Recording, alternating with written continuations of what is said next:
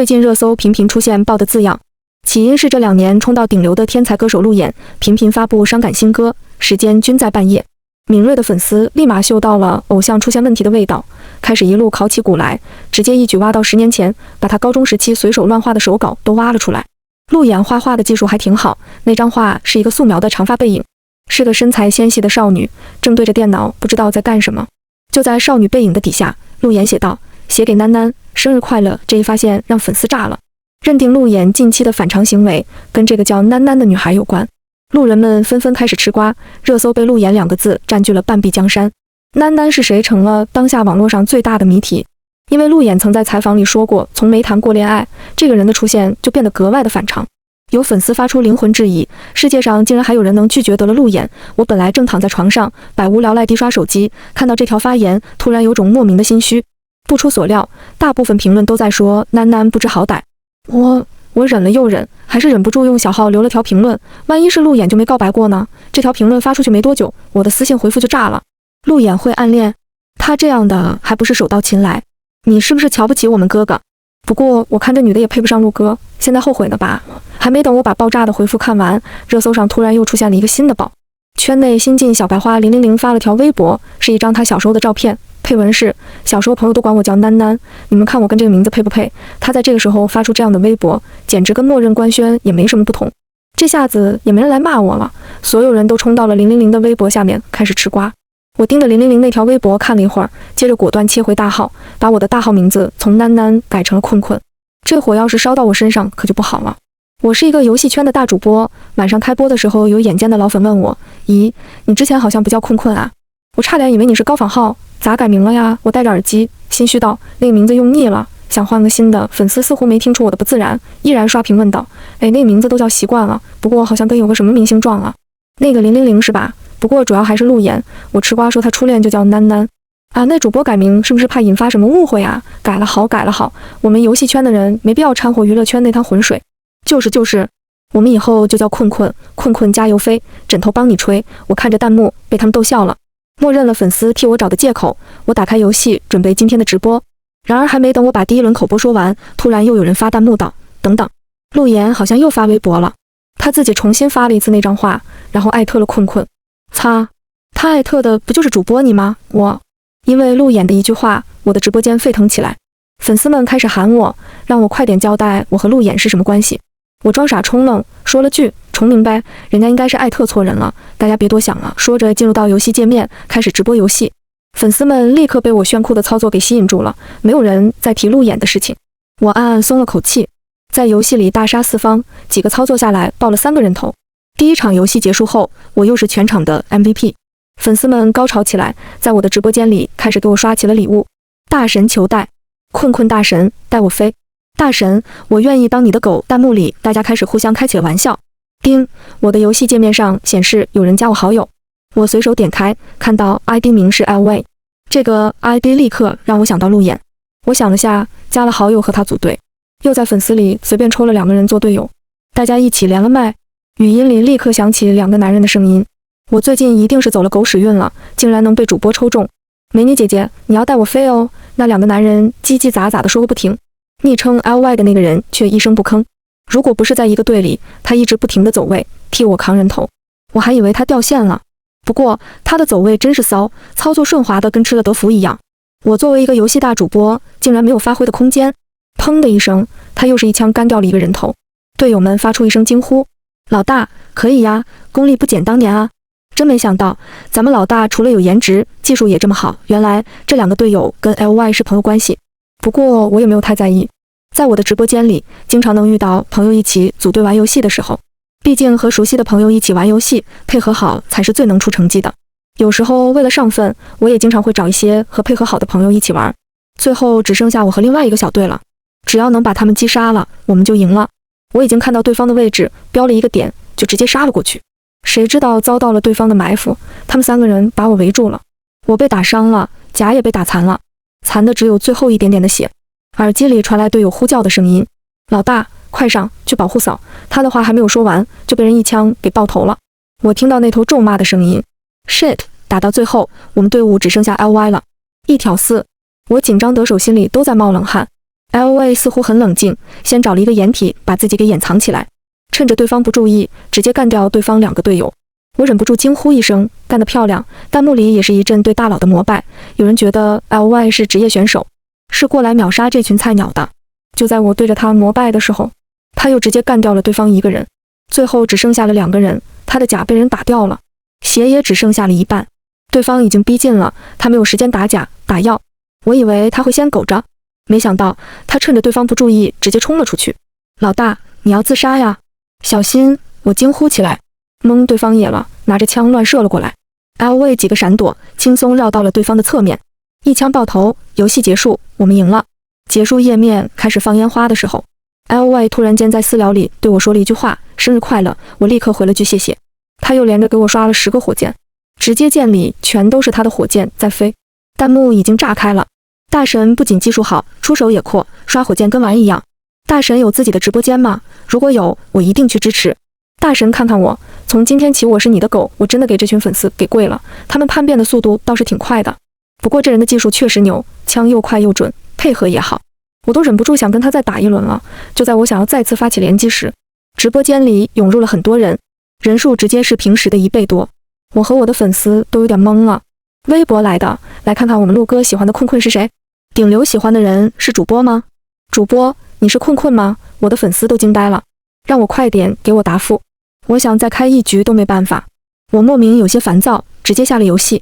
今天主播身体不适，先下播了，我逃一样把直播间给关了。刚下播，我的微博就炸了，手机上直接提示有上万条没有读的私信，点开一看，全都跟路演相关。同时，我和路演的名字也出现在热搜第1的位置，大家都在猜我到底是不是路演的困困。评论里大部分的人都在分析，说我根本不是那个困困，我跟路演一点交集也没有，连圈子都不一样。一定是路演认错人了。这时000又发了一条微博，对不起占用公众资源了，我小时候人家都叫我的囡囡，后来家里人这个名字不好养，就给我改了一个名叫困困，我妈小时候都叫我小困困。000刚发完微博，他和路演的名字立刻顶了我上热搜，网友们又立刻都跑到他的微博下面，像瓜地里的茶开始乱滚起来。新晋小花，顶流明星，这是什么样的恋情？我先磕为敬了。楼上的什么都磕，只会害了你。如果真的是000，路演怎么可能会艾特错人？本世纪未解之谜，困困到底是谁？有人胆子大，直接艾特了路演，希望当事人出来自己解释下。我切小号，跟着吃瓜，看着网友们把000和路演之间的交集给扒了出来，加上自己的脑补，看着跟真的一样。呵，吃路演的瓜还挺有趣的。就在大家以为000和路演是一对的时候，路演又发了一条微博，这回他还是艾特我。我没有艾特错人，困困是你，囡囡也是你，我从来就不会认错人。生日快乐！我的女孩轰的一声，我的头都要炸了。这个路演到底要搞什么？微博瘫痪了几分钟之后，又一次恢复了。我的私信都被挤爆了。路演的粉丝们分成了2队，一队去了000的微博下面开骂：李女士，什么都蹭，只会害了你自己，下次别随便乱改名字，我们不认。真是开了眼了，有人蹭网，有人蹭空调，还有人蹭名字的，你是没有自己的名字吗？要不要我赐你一个？他已经不是第一次干这种事了，只要跟他沾边的男明星就没有不被蹭的。不过这回他也算是蹭出新高度了，000被啪啪打脸，脸都肿了。过了好一会儿，我看到他又发了一条微博，大家都误会了，我没有想过蹭任何人，只是想跟大家说说我小时候的事情。在这里，我祝困困女士生日快乐，和您重名是我的荣幸。不得不说，000的心理素质是好，被人骂成这样，还有能找不呢？路演的粉丝也跑到我的微博下面，他们没有攻击我，更多的是吃瓜。困困，快点回我们家哥哥呀，他还在等你的回复呢。别让我们家哥哥等太久，这可是我第一次看到他对一个女孩子这么主动，真没想到我们家的铁树也能开花了。呵呵，我等着喝喜酒了，还有很多人祝我生日快乐。评论区下面一排排的蛋糕和蜡烛，短短1个小时，我的微博粉丝涨了200多万，明星的效应真是吓人啊！无奈之下，我给路演回了微博，谢谢陆先生的生日祝福，加上一个谢谢的表情包。我的微博刚发出去，评论区又炸开了。就这，主播，你是属水泥钢筋的吗？一点粉红色的泡泡都不给我们冒啊！我以为能磕到呢，没想到我真的磕地板上了。只有我想笑嘛，第一次看到陆顶流吃瘪呀，这不就是追妻火葬场的剧情？我真的要给这些网友们跪了，什么都磕，真的只会害了他们。我和陆岩只是单纯的青梅竹马，从小到大，我们都在一条街上长大。他小时候穿开裆裤的样子，我都见过。他是真的在我面前一点神秘感都没有。上幼儿园的时候，我抢了他刚买的面包，他哭了，我妈知道后打了我一顿。上小学的时候，他长得越来越帅，学校里的小女生都围着他转，还有人偷偷的给他塞糖果吃，路演一个也没有要。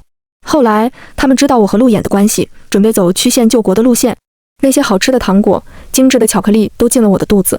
没多久，我的蛀牙了，看牙医的时候，我哭得跟个孙子一样。回到家后，路演来接我，让我以后别借别人的糖果了，如果我要想吃，他会用零用钱买给我吃。我妈知道后，又把我打得跟孙子一样。好吗？我就开始记起了路演的仇了。高中的时候，我们又考进了同一所学校，同一个班级。路演彻底成了我们学校里的顶流，学业成绩、课外比赛都是第一，年年都拿我们市里歌唱比赛的第一名。每天都有学校的女生趴在门口偷看路演，他成了学校的红人。不过他似乎谁也不喜欢，每天都独来独往，连个绯闻对象也没有。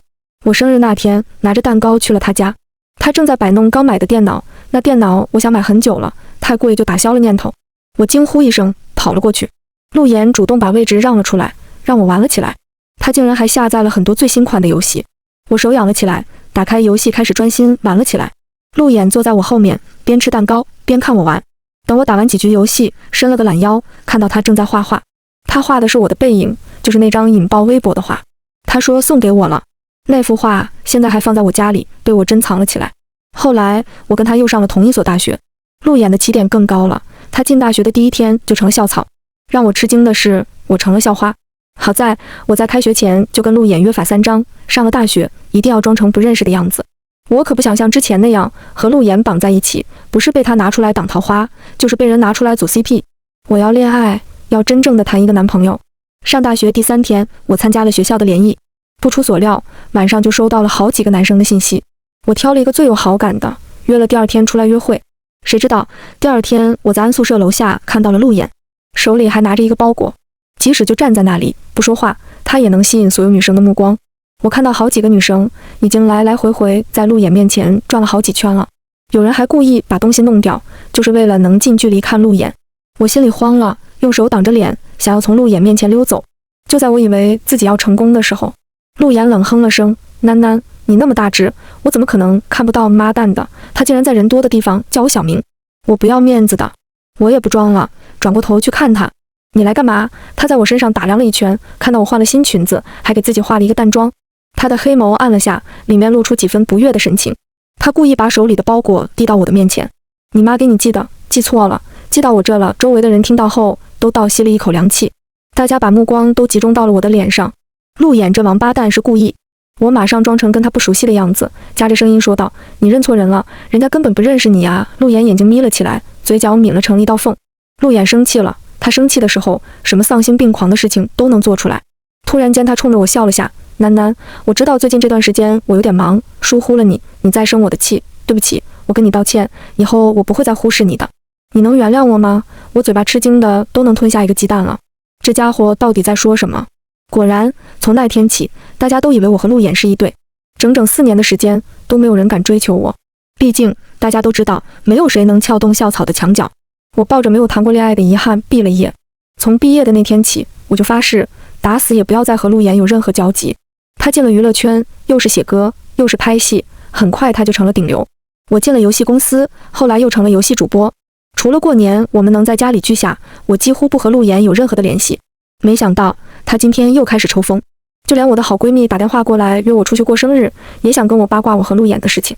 他给我倒了一杯啤酒，冲着我嬉皮笑脸的开口，喂，宝贝，没想到你还认识路演啊？说吧，你们什么关系？你不会真是他的初恋吧？可以呀，怪不得平时那些追你的男生你都看不上，起点这么高，换谁都不行。好闺蜜喋喋不休地说着。无论我跟她说了多少句，我和路演没有关系，我们只是邻居，而且他连个表白都没有，我怎么就成了初恋女友了？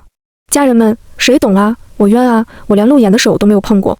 我一激动，连着又喝了几杯酒，打了个酒嗝，拍了下桌子。路演王八蛋！就在我骂路演的时候，桌上的手机响了起来，来电显示是路演。我二话不说接了起来，对着路演一顿叫：王八蛋，你想干什么呀？现在大家都以为我是你的初恋，我明明还是母胎单身好吗？你这条狗毁我清白！路演愣了下，小声的开口：那我对你负责任，行吗？行了锤子！借着酒意，我呜呜的哭。路演一直在那头哄我，他说他想约我，有话对我说。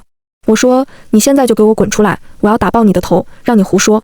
他笑了，明天等你酒醒了给你打。后来我只记得他说明天等我的司机来接你。我挂了电话后抬起头，看到好闺蜜一脸吃惊，她嘿嘿一笑，还敢说没关系，我可是听到了，她说会负责的。我一头砸到桌子上面，醉死算了。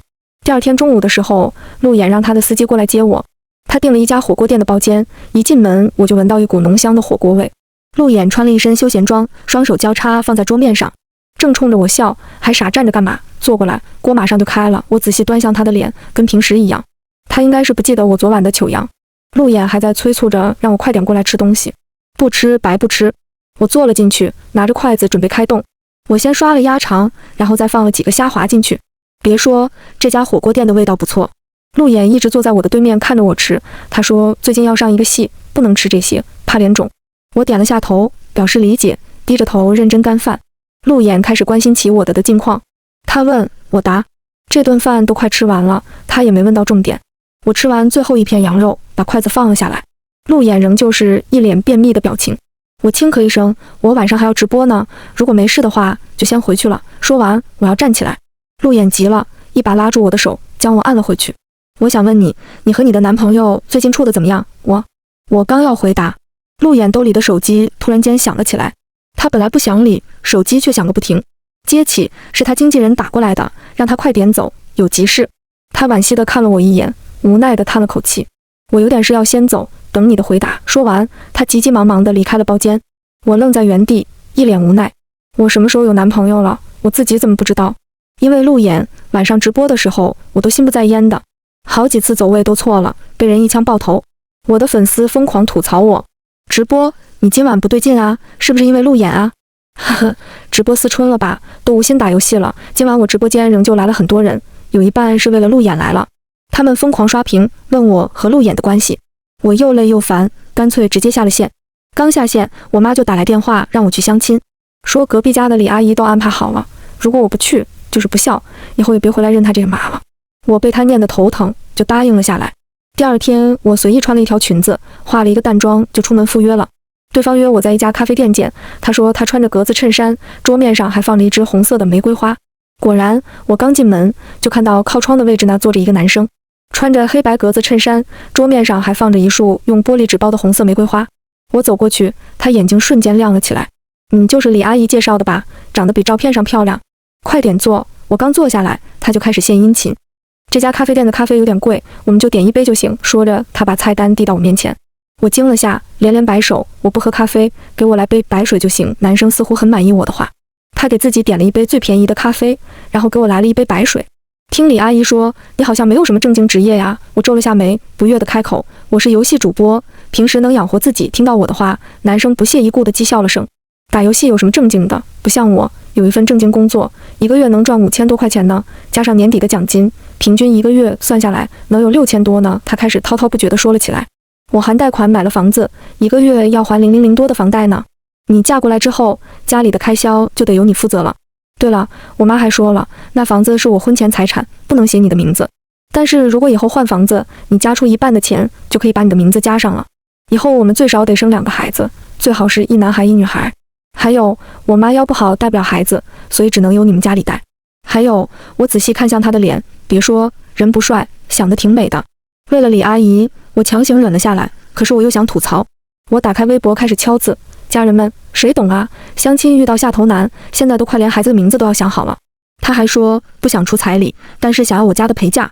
他说我是独生女儿，以后我们家的都是我跟他的，现在给点算什么？一开口就要问我家要88万，拜托，我们才见了第一面好吗？就在我吐得正开心的时候，我妈的电话突然间打了进来。她问我对方怎么样，是不是一个值得托付的人？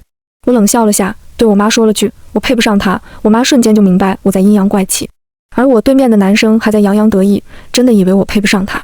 他撩了下自己全都是头屑的头皮，得意地哼了声。我知道自己很优秀，不过你也别太自卑了，虽然你条件很一般，但是长得还算是漂亮吧。我真的谢谢他，他是哪里来的自信？我再也忍不住了，站起身子。既然你那么优秀，那么我就祝你孤独终老吧，毕竟没什么人能配得上你。说完，我微微一笑，无视对面黑脸的模样，果断跑路。我掏出手机，微博的私信上面一连串的红色数字，都是未读消息。我一看，心里咯噔一下，完蛋了，我刚才没有切小号，用的是我的大号。我看到粉丝们开始留言艾特陆演了。陆演，你再不来，你媳妇就要跟别人跑了。快点救你老婆呀！你老婆正在跟下头男相亲呢，你在干什么？楼上的陆演正在录综艺还是直播，快去看。说着，他们还在我的微博下面留了一个网址过来。我忍不住好奇，点了进去。直播里，主持人正在问陆演：我代表广大喜欢你的粉丝问一下，困困是您的初恋吗？陆演想了下，摇了下头，不是。主持人疑惑地挑了下眉，哦，她是我一直以来暗恋的女孩子，我喜欢她，却一直不敢跟她表白。我心里一惊，不是吧？陆演暗恋我，这比见鬼还让人不可思议。主持人也是一脸的吃惊，没想到我们陆演也会暗恋啊。陆演苦笑了下，看向镜头，缓缓地诉说，他一直都在我的身边，像空气，像水一样。我以为我们两个人在一起就是习以为常的事情。等我发现我喜欢上他，离不开他时，已经晚了。他顿了下，眼神之中闪过一丝悲伤。主持人小心翼翼地问道：为什么？陆言叹了口气，因为他有男朋友了，可是我还是放不下他。什么？我忍不住惊呼出声，引得对方正在说话的男生都停下来看了我一眼。我的私信又一次被挤爆了，全都是陆言的粉丝。姐姐，你什么时候有男友的？天啊，我们家陆言也会暗恋，也有拿不下来的人。陆言哪里不好啊？为什么不喜欢他呀？我无奈地叹了口气，发了一条微博。这可能是个误会，不出所料，我的话题又一次上了热搜。或许是因为我出名了，或许是因为我最近总上热搜。国内的游戏综艺邀请我来当嘉宾，听说很多游戏界的大佬也会来参加，我怎么可能会错失这么好的机会？当场就答应了下来。没想到录制第一天，我竟然看到了陆演，他可是跟这个圈子格格不入的。你来干什么？陆演耸了下肩膀，我是来为游戏宣传写歌的，参加这个综艺是找灵感的。哦，我长长的哦了一声，一转头看到了圈内的大佬月神，他可是我的男神，我的偶像，是我的神。没想到他本人更帅，我已经激动得走不动一步了。我傻乎乎地看着他的脸，花痴的傻笑。陆演上前一步，挡在我的面前。他有那么好吗？我点了点头，当然了，他可是我男神啊。我进这个圈子有一半的原因是因为喜欢他。陆演的眼睛都眯了起来，他不悦地冷哼了声。可是他没有我帅，也没有我了解你，你什么时候和他分手啊？我一脑袋的问号，我什么时候跟他在一起过？陆演到底知不知道自己在说什么？囡囡，跟他分手后能不能考虑下我？我觉得我的 CPU 已经被陆演给干烧了。我忍不住开口问道。我没有男朋友，你是不是误会了？陆演眼睛里闪过一丝欢喜，跟着他眼神又暗了下去，摇了下头。不可能，我亲耳听到你跟别人说那是你的哈尼，你的最爱，你离不开的人。经过一顿询问，我终于弄明白了事情的真相。大学毕业后，我的好闺蜜养了一只边牧。有一次她要回老家待一段时间，就把狗给我，让我替她养一段时间。那只小边牧又萌又可爱，我的心都要化了。除了上班，我几乎天天都要跟它在一起。回到家里，我也不停提我养的那只边牧，还把家里好吃的东西打包，准备拿回去给它吃。我妈骂我没有出息，为了一条狗都快把家里给搬空了。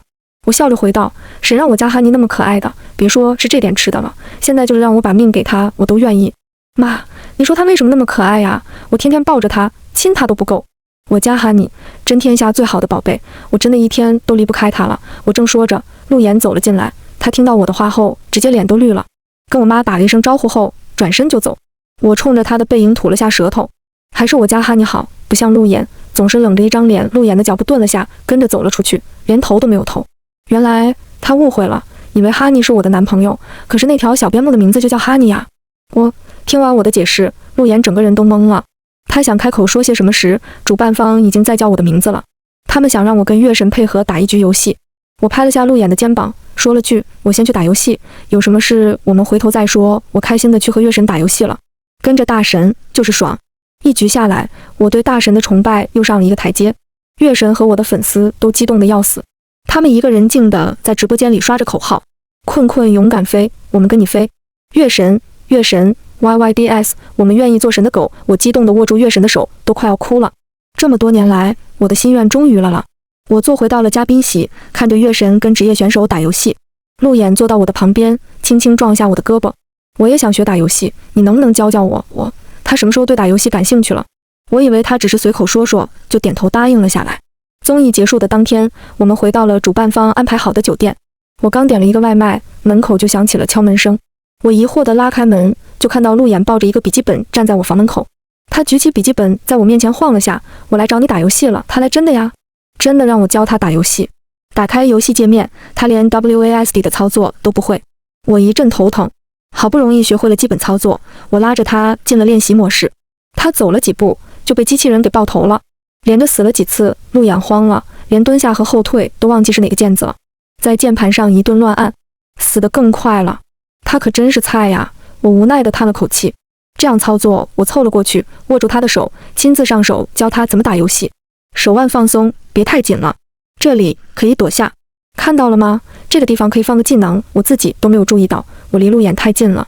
他的耳根通红，手指也在颤抖。我反应过来的时候，发现自己离他太近了，我的手还附在他的手上，握着鼠标。我烫手般的缩了回来，挠了下头，尴尬的要死。幸好这时门铃响了，帮我化解了尴尬。我立刻冲了过去，拉开门，看到是我点的外卖到了。我说了声谢谢，接过外卖。我点的是芝士炸鸡，还有火鸡面。一打开，扑鼻的香气扑面而来，我的肚子咕噜咕噜叫了起来。我套上一次性手套，拿出鸡块吃了起来。路眼安静地坐在我对面，安静地看着我吃。我被他看得有点不好意思，把盒子往他的方向推了推。你要吃点吗？我只是想客套下。没想到路眼点了下头，拿起另外一只一次性手套，低头吃了起来。一转头，他吃了我2块炸鸡了。我明明记得他曾经说过的，炸鸡这种垃圾食品吃了对身体不好，忍不住开口问他，你以前说过油炸的会破坏你的肌肉的。路眼点了下头，是，可是你爱吃，我想知道你喜欢的东西是什么样的。他看着我，眼睛亮晶晶的，我差点被吸进去。我脸蛋通红，低下头不敢看他。吃完后，路眼抢着收拾餐盒，我一紧张，不小心把赠送的可乐打翻了，整杯可乐一滴不剩，都洒到了路眼的裤子上面，把他的裤子弄湿了。我连忙用手去擦，他躲开，跑到洗手间里去处理了。我手机一直不停在提示，到了我直播打游戏的时候了。我想也没想，打开电话，直接上线，开始直播。粉丝们看到我上来了，一个个跟瓜地里的茶一样，一直在八卦我和路眼的事情。主播可终于上线了，我们等得好辛苦啊。主播如果是和路眼约会，我们等等也没啥。我刚才看直播了，看到路眼也去综艺现场了，他还对着主播笑呢，我都要磕晕了。我是颜粉，我说明我从来没看过路眼对着别人女生那么笑过，他一定是很喜欢主播。我无语了，现在我的直播间都快成娱乐频道了。我戴着耳机，无奈地开口，我和路眼没关系。我们正说着，突然间镜头后面闪出来一个人，路眼裹着浴巾站在我的后面，他似乎是刚洗完澡，头发还没有吹干，水顺着他的额头一路下滑，滑到他性感的锁骨，最后顺着锁骨流到了胸口。别说他帅是真的帅。他皱着眉问我，你这里有没有我能穿的衣服？刚才的那件被你给弄脏了，上面全都是水渍，不能穿了。我的游戏正进行到一半，根本没有办法退出来。可是直播间已经沸腾了，粉丝们都在里面尖叫。天啊，快看看我看到了什么，穿着浴袍的路眼，好帅呀，素颜都这么帅，我一整个舔颜了。还敢说没关系？谁说没关系？能出现在一个房间，还穿得这么性感，还弄伤了衣服，呵呵，我不说，成年人都懂，懂你个锤子！我真的要忍不住爆粗口了。我费尽口舌跟他们解释，没有一个人信我的。最后粉丝们还发贱兮兮的表情给我，成年人都懂，懂得都懂。我是尊贵的 VIP， 有什么是我不能知道的？请主播描述下路眼的能力。全程路眼都穿着浴袍，坐在我的身后，一脸淡定。他淡定，我可不淡定了。我已经无心打游戏，被人爆头后直接下了播。我拿下耳机，气鼓鼓地看向路眼，你怎么洗澡了？路眼无奈地耸了下肩，你知道我有洁癖的，我受不了下半身湿透的自己，我整个人都泄了气，用手扯着自己头发，小声地叫着。这下子好了，真的解释不清了。